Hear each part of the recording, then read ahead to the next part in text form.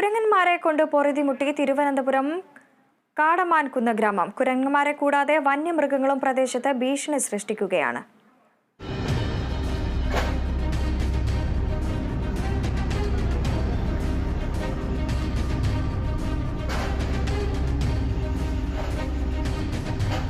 കുറ്റിച്ചൽ പഞ്ചായത്തിലെ കടമാൻകുന്ന്, കോട്ടൂർ, കടുവക്കുഴി പ്രദേശങ്ങളിലെ താമസക്കാരാണ് വന്യമൃഗശല്യം കാരണം പൊറുതിമുട്ടിയത്.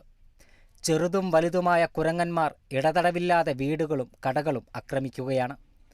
അടുക്കളയിൽ കയറി പാചകം ചെയ്ത ആഹാര സാധനങ്ങൾ വലിച്ചെറിയുക, ഷീറ്റ് മേഞ്ഞ വീടുകളിലെ ഷീറ്റുകൾ തകർക്കുക, തെങ്ങിൽ നിന്ന് ഇളനീരും തേങ്ങയും വലിച്ചെറിയുക എന്നിവ വാനരന്മാരുടെ സ്ഥിരം പരിപാടിയാണ്.